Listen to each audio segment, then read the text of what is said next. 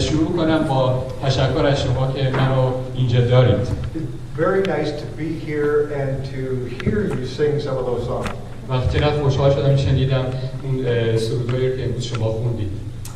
The song about I believe in Jesus, I believe he's the son of God, I believe he's here. من اون سرودی که خوندیم من ایمان دارم که به عیسی مسیح که پسر خداست و اینکه اینجا هست.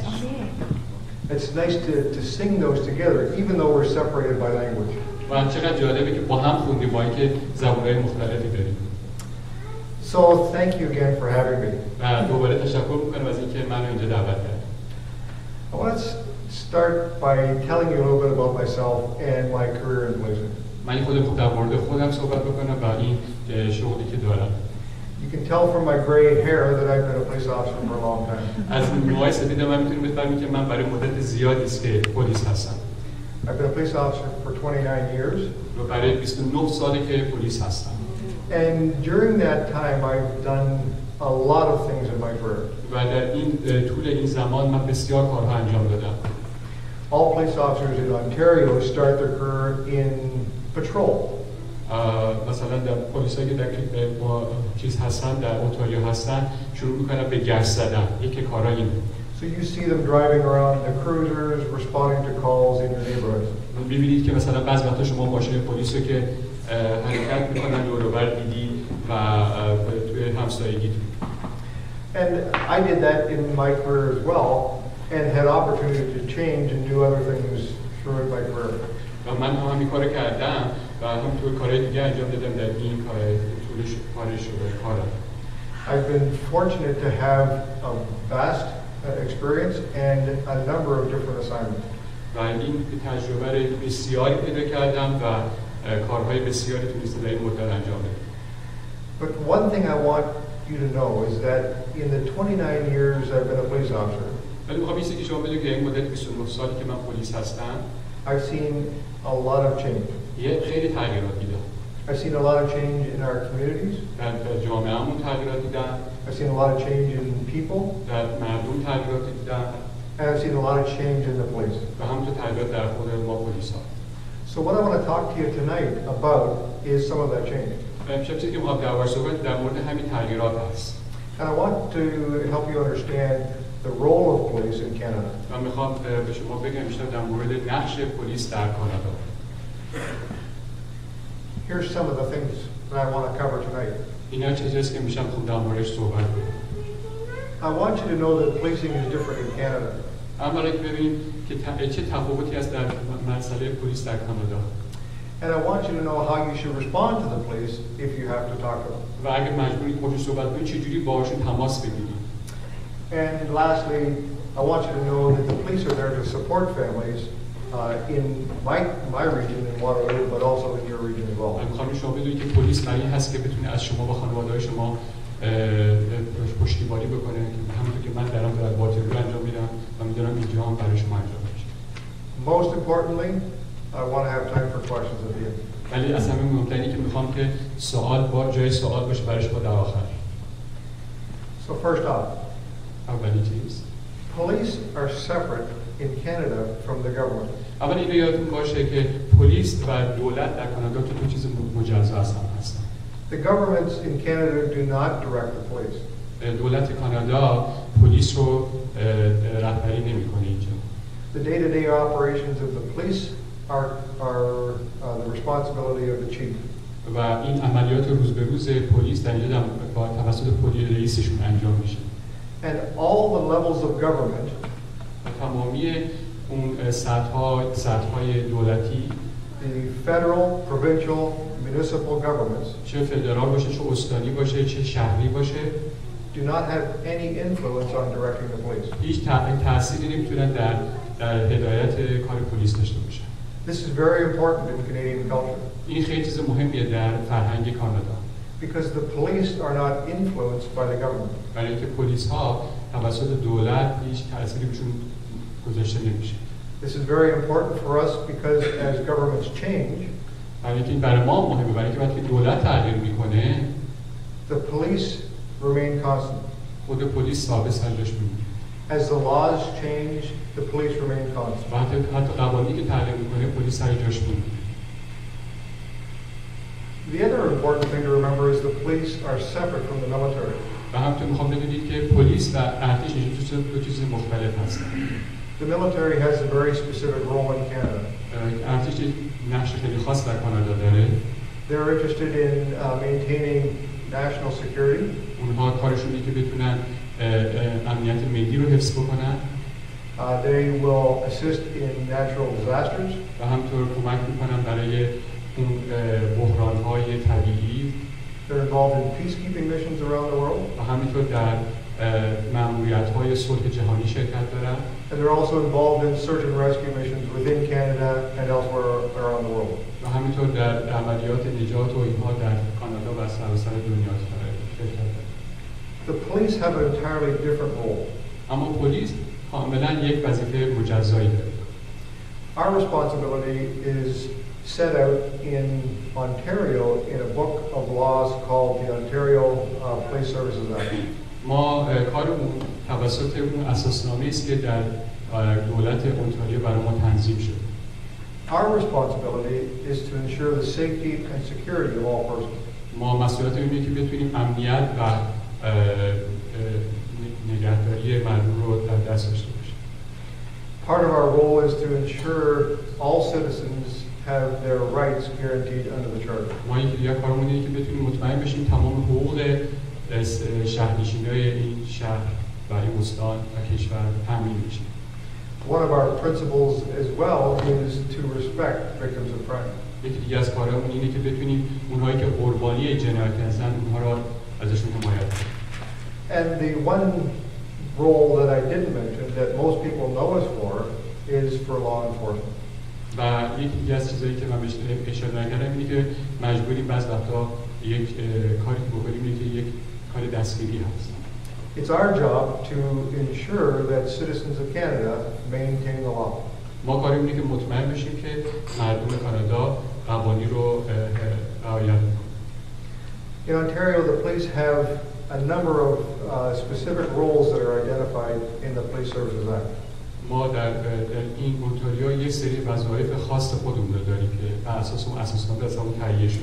And those main categories I've already mentioned: crime prevention, law enforcement, assistance to victims, public order, and emergency response. و کارامون اصلیمونی که بتونیم از جنایت‌ها جلوگیری بکنیم، بتونیم قانون رو پیاده بکنیم، بتونیم حمایت بکنیم از اونایی که قربانی جنایت‌ها هستن و بتونیم اون کل جامعه رو در یک نظم و ترتیب قرار بدیم و همینطور بتونیم به اون چیزایی که امرجنسی و ضروری هست جواب بدیم.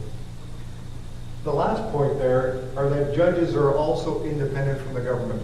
چیزی که بعدا براتون در آخر اینه که قاضی‌ها در اینجا همینطور از دولت جداگانه هستند. Our judicial system in Canada is set up so that it is also separate from the government. سیستم دادستانی ما در کانادا طوری تنظیم شده که جدا هست از کارش از دولت. Our judges and lawyers, their job is to interpret the law and to adjudicate on disputes. کار این قاضی‌ها و وکیل‌ها در کانادا اینه که بتونن این قوانین رو درست توضیح بدن و بتونن اون رو به اجرا بیارن. And again, the police are separate from the judiciary. و همینطور پلیس کارش جداست از کار دادستانی. The next thing I'd like to talk about is the rule of law. بعدی میخوام صحبت بکنم این قانونی است که ما میخوام دعوایش بدیم. For you who are students of the Canadian Constitution, you'll recognize that first statement. اونایی که بعضی از شما که شاید این دانشجو بودید میدونید که در مورد اساسنامه کانادا خوندید میفهمید این یعنی چی اینجا. That's the opening statement in the Constitution Act in Canada. این همون بیانیه اولیه اساسنامه قانونی کاناداست. And it says that Canada is founded on the principles that recognize the supremacy of God and the rule of law. و این چیز خیلی مهمیه که با اینجوری شروع میشه که کانادا جاییه که بر اساس اون اصولی درست شده که به اولویت خدا اهمیت میده و همینطور به قوانینی که وجود داره. Now, if I had 10 lawyers in the room tonight, and we asked them what the rule of law was, من اگر مثلا 10 تا اینجا وکیل داشتیم امشب اینجا بعضشون بپرسم اون قوانین شرایط قوانین چیا هستن، we'd get 10 different answers. میتونستیم 10 تا جواب مختلف داشته باشیم. Basically, the rule of law means two things. این معنی همین شرایط قانونی دو تا معنی داره. In Canada, everyone has an obligation to uphold the law. در کانادا هر کسی این وظیفه رو داره که از قانون تبعیت بکنه. And everyone is accountable to the law. و هر نفری نسبت به قانون نیز مسئول هست. This is very important to remember. این خیلی مهمه که توجه داشته باشیم. Because this includes governments, چون این هم شامل دولت خواهد شد، the military, هم ارتش خواهد بود، judiciary, هم دادستانی and the police. و هم پلیس. So we're all accountable to the law. ما هممون مسئول هستیم نسبت به قانون. If we look at the Charter of Rights and Freedoms, اگر ما به اساسنامه آزادی نگاه بکنیم، there are some very important pieces in that for everyone. یه قطعات بسیار مهمی در اون قرار داره. I've listed some of those important parts of the Charter on the screen. من بعضی از اساسنامه مهمش رو در اینجا براتون آوردم. I don't want to take up too much time on these, but I just want to highlight a couple. من نمیخوام خیلی وقت بذارم روی این قسمت، فقط یه سری خیلی مهمه رو میخوام براتون بگم. In Canada, everyone has the right to fundamental freedom. در کانادا هر کسی به طور اصولی آزادی رو داره. And this is so important because we have the fundamental right to religion. مثلا این خیلی مهمه برای که هر کسی به طور اصولی میتونه در مورد مذهبش آزاد باشه. We have freedom to believe what we want. ما این آزادی داریم اون چیزی که بهش اعتقاد داریم آزاد باشیم براش. We have the freedom to get together peacefully and assemble like we are tonight. ما این حق داریم که به صورت صلح‌آمیز با هم جمع بشیم مثل امشب که هستیم. And this right is given to everyone in Canada, not just citizens. و این به همه کسانی که در کانادا زندگی میکنن تعلق داره این آزادی و نه فقط به شهرنشیناش. We also have mobility rights in Canada. ما یک حق دیگه در کانادا حق حرکتی داریم. And that means we can move anywhere we want in Canada. این معنیش اینه که ما هر جای کانادا بخوایم میتونیم بریم. Most importantly, we've got legal rights in Canada as well. و همینطور مسائل قانونی داریم و نظر اینکه چه چیزایی برای ما درست هست نیست. And that means that everyone, not just citizens, این یعنی که هر کسی نه فقط تبعهای کانادایی has the right not to be arrested or searched or detained by the police unless there's reason. و اینکه هیچ کسی در کانادا نمیتونه دستگیر بشه یا مورد بازجویی قرار بگیره یا خونش مورد تحقیق قرار بگیره بشه مگر اینکه یه حکمی از طرف دادگاه باشه. Everyone in Canada has the right not to be detained by the police for no reason at all. هر کسی این حق رو تو کانادا داره که همینطوری بی جهت مورد بازجویی توسط پلیس قرار نگیره. This is a very important piece of legislation for all Canadian citizens and all people in Canada, as well as the police. و این چیز خیلی مهمی از قسمت قانونی است که برای همه ما هست، برای همه مردم همچنین خود پلیس ها. We also have equality rights in Canada. ما یه چیز دیگه که داریم اینجا اسمش هست حق برابری. We have equality in respect to our gender. ما مثلا برابر هستیم از نظر جنسیت، on our race or nationality, نژاد یا ملیت، our ethnic origin, یا اینکه از کدوم نژاد یا نسلی میاد، on our age, یا سن and physical disability. و همینطور از نظر اونایی که از نظر بدنی معلول هستن. All persons in Canada have equal rights. همه این آدما که گفتیم از هر نظر که گفتیم از هر نظر اینا همشون برابر هستن در کانادا. The Charter of Rights and Freedoms is very important for all of us to know. این اساسنامه یا حقوق بشری از نظر آزادی خیلی چیز مهمی است که ما بدونیم. And the police have to operate within the confines of the Charter of Rights and و پلیس Freedoms. باید در چارچوب همین چیزی که واسش تعیین شده نظر قوانین و اساسنامه انجام بده. If we work outside of the Charter, اگر ما خارج از این قوانین و این نظام تنظیم شده حرکت کنیم we risk losing evidence and charges being withdrawn. و ممکنه که هر مدرک و هر چیزی رو که میخواد گواهی که باشه از دست بدیم. As I said, the courts, the judiciary is the adjudicator of what we do. در واقع اون جایی رو که ما کار میکنیم همون جایی که منطقه است که برای ما از نظر دادستانی تعیین شده که باید اونجا باشه. My time is going, so I want to rush through these quickly. وقتم داره میره خیلی سر بعد خود سریع‌تر باشه. Police are also very accountable in Canada. همینطور پلیس ها خیلی روشون حساب میشه در کانادا. I mentioned that we have the Police Services Act that governs how we do our job.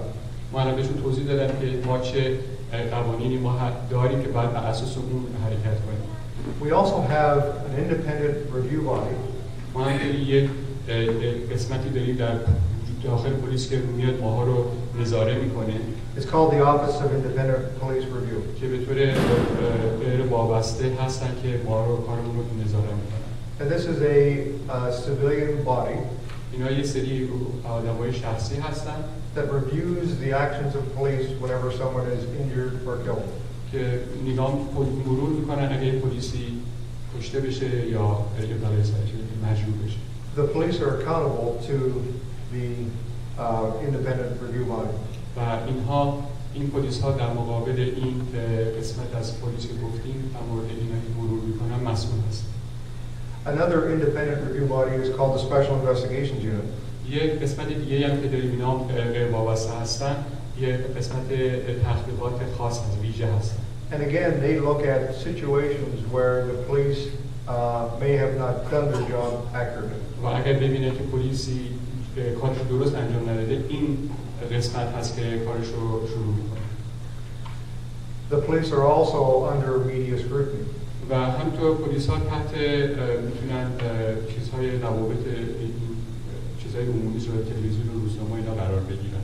And so our actions are publicized in the paper and on television and on the radio. و ما تمام حرکتامون کارهایی که میکنیم در رادیو، تلویزیون، روزنامه ها نوشته میشه و صحبت میشه. In Canada, it's very important for the police to do their job in a method that agrees with the laws of Canada. و در کانادا خیلی مهمه که کار پلیس طوری باشه که درست بر اساس قوانینی که مثلا تعیین شده انجام بده. Internally, we have a police investigation branch ما به طور داخلی ما یک قسمت تحقیقات داخلی داریم that investigates our own police members of wrongdoing. و اگر پلیسایی باشه کار اشتباهی میکنن اونا خودشون کار تحقیق میکنن. All of these levels of accountability همه این سطوحی که اینجا گفتیم در صحبت کردیم help to ensure that the police do their job properly. کمک میکنه که پلیس بتونه کارش رو به طور صحیح انجام بده. So how do you identify police? و چجوری حالا پلیس‌ها شما تشخیص بدید از هم دیگه؟ Most uniformed officers in Ontario will wear one of two hats. بیشتر پلیس‌ها در استان اونتاریو یکی از این دو کلاه رو میپوشن. Municipal or city police have a red band on their hat. پلیس‌های شهری یه دونه بند قرمز دارن رو کلاهشون. And provincial police have a blue band on their hat. و پلیس‌های استانی یه دونه بند آبی دارن رو کلاهشون. Sometimes police wear a suit and tie. بعض وقتا پلیس‌ها لباس کت شلوار فقط دارن. In my current job, I don't wear a uniform. I wear a suit and tie. و من که در کار خودم مثلا من کت شلوار تنم میکنم. One other piece of identification that police have is a badge. یکی از چیزایی که مشخصه پلیس نشون میده این چیزی است که دست ایشون هست. All police officers carry one of these, whether they're in a suit or a uniform. چه در حالت یونیفرم تنشون باشه یا کت شلوار باشه یکی از این دو تا چیزها رو تو دستشون باید داشته باشه. And it has an identification card inside. یک کارت شناسایی هست که دارن اینجا.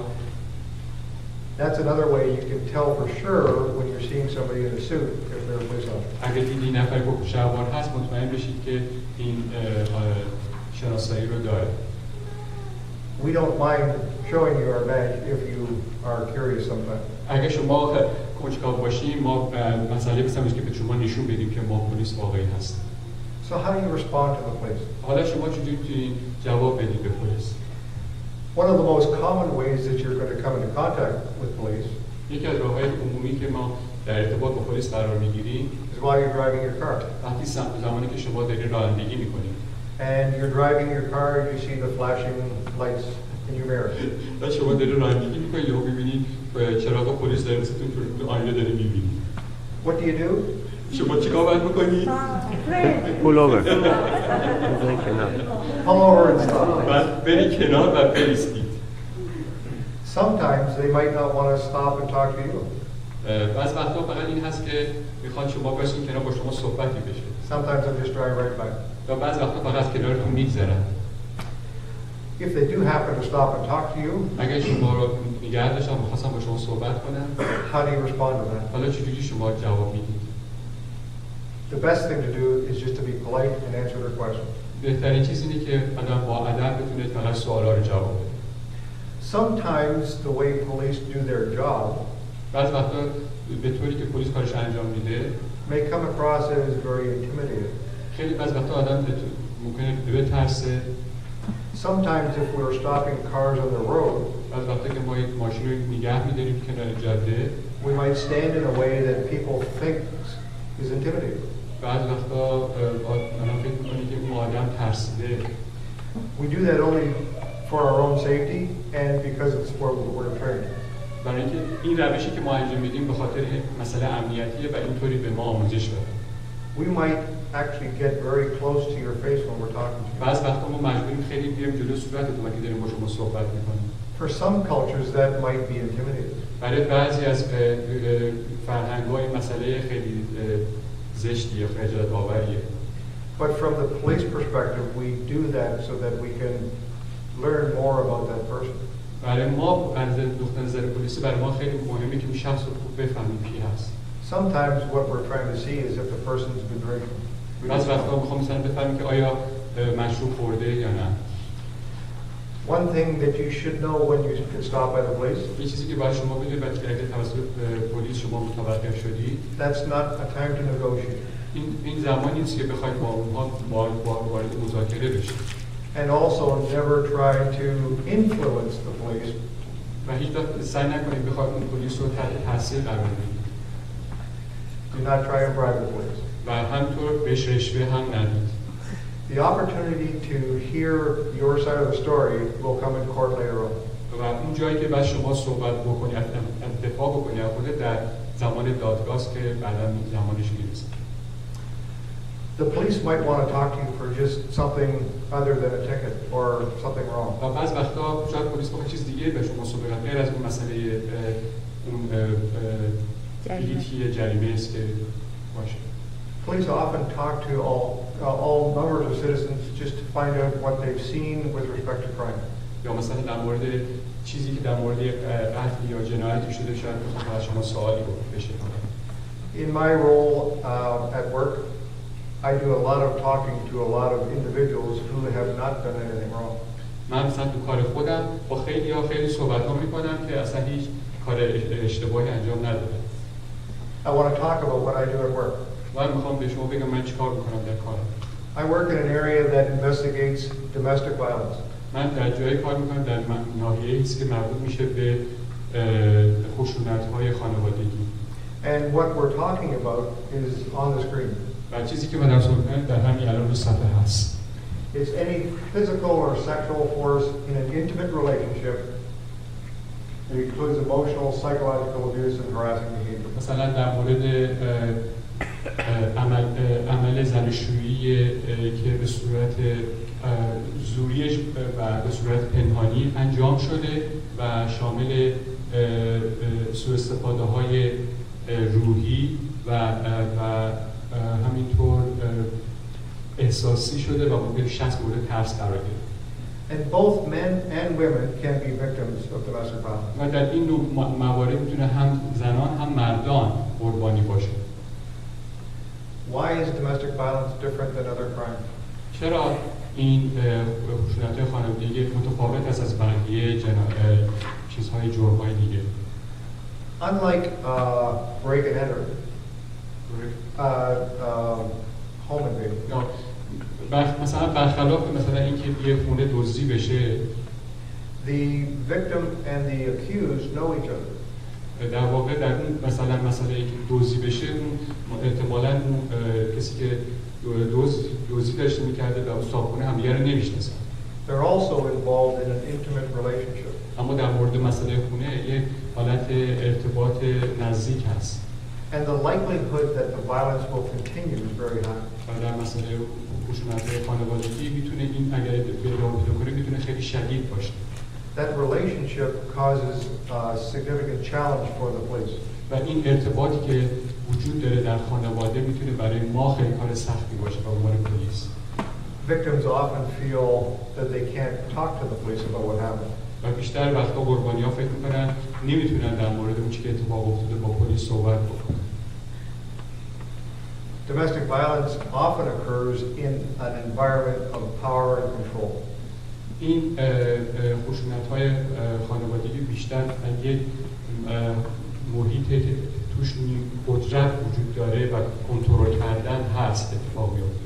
By that I mean one partner is trying to control the other by exerting power over them. یعنی اینکه یکی از اشخاص یا مرد یا زن میخواد اون نفر دیگه‌ای رو همش تحت کنترل و قدرت خودش قرار بده. And this can happen in a number of ways. و این میتونه چند حالت داشته باشه. It can be through intimidation. میتونه از راه ترساندن باشه. Or isolation from their friends. یا اینکه اون رو جداش بکنه از دوستاش یه نفر. Or using the children as their advantage. یا اینکه بچه‌ها رو استفاده کنه برای این برای خودش. They can also withhold money. یا اینکه پول‌ها رو برای خودش نگه داره. So in domestic violence, the power and control is very evident in our investigations. در این خشونت‌های خانوادگی که اتفاق میفته، اینکه کی کنترل قدرت رو داره، برای ما خیلی مهمه در این تحقیقات. Now I said that our investigations are difficult because of that relationship between the offender and the victim. پس همونطور که گفتم برای ما خیلی سخته به عنوان محقق که تحقیق می‌کنیم به خاطر این ارتباطی که بین زن و شوهر در که کی قربانیه و کی خلافکاره. Many times the victim feels connected to the offender. به خاطر اینکه خیلی وقتا این قربانی فکر می‌کنه که یه جوری بالاخره وابسته هست نسبت به اون خطاکار. Sometimes the victim feels that they caused the abuse. و بعض وقتا اون قربانی فکر می‌کنه که اصلا باعث این شده که اون اتفاق بیفته. Many times victims are afraid that they are going to be blamed. و خیلی وقتا این قربانی فکر می‌کنن اونها بعدا مورد سرزنش قرار می‌گیرن. And when we deal with domestic violence in cultural situations, و وقتی که ما حالا بیایم این مسائل خانوادگی رو وقتی که با فرهنگ‌های بیرون اومدن می‌خوام بررسی کنیم، the language barrier and immigration status, مسئله زبان و همینطور از نظر موقعیت این شهرنشینیشون as well as the cultural, همینطور فرهنگشون presents some significant challenges for police. برای ما مسائل بسیار سختی رو به عنوان پلیس ایجاد می‌کنه. This is an example of what we see in most domestic situations. این چیزی است که این حالت دایره‌واری است که ما بیشتر وقتا از نظر خشونت خانوادگی ایجاد میشه بیشتر وقتا می‌بینیم. It starts with an abusive situation. یکی است که از دل از موقعیت سوء استفاده می‌کنه. After that, there's a reconciliation or a making up period. بعد از اون یه حالت صلح آشتی هست بینشون پیش میاد. This is followed by a period of calm. و بعد بینشون سکوت پیش میاد. And then the tension builds. و دوباره این حالت تنش دوباره ساخته میشه. And then the cycle repeats itself. دوباره این دایره این سایکل دوباره تکرار میشه. We see this frequently in domestic violence situations. ما در مسائل خشونت خانوادگی این دایره بیشتر داریم می‌بینیم. اغلب اوقات. The other part that this cycle speaks to چیزی دیگه‌ای که در این مورد این سیکل داره صحبت می‌کنه اینه که is we see the cycle of violence repeat itself from generation to generation. و می‌بینیم که این سایکل اینجا اتفاق می‌افته می‌بینیم همینطوری از نسل به نسل هم خودش منتقل میشه. We are now investigating incidents of domestic violence. ما الان داریم تحقیق می‌کنیم در مورد این وقایعی که در مورد خشونت خانوادگی اتفاق می‌افته. Where the offender's father and grandfather have been involved in similar incidents. که ببینیم آیا پدر یا پدر بزرگ اون خطاکار در همچین شرایط خودش قبلا بوده یا نه. It's a significant problem. یه مشکل بسیار مهمی هست. And the police want to do our part to stop that cycle of و violence. کار ما پلیس اینه که بتونیم یه جوری این رو توقف بدیم که این اتفاق نیفته. So the goal of our police investigations would be this. پس ما هدف ما به عنوان تحقیق این هست. We want to prevent further abuse. ما میخوایم جلوگیری بکنیم از سوء استفاده‌های بیشتر. We want to protect the victims and the witnesses. ما میخوایم دفاع پشتیبانی بکنیم از اونایی که مورد قربانی شدن. We want to protect the children in domestic و violence. همینطور از بچه‌هایی که در این گوشنده خانواده قرار دارن دفاع کنیم.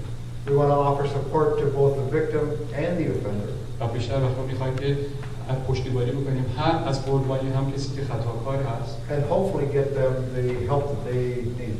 و اون باید باشیم که اون چیزی که نیاز دارن بتونن به دست بیارن از کمک. We work with community partners. ما کار میکنیم با کسانی که شریک ما هستن در جامعه.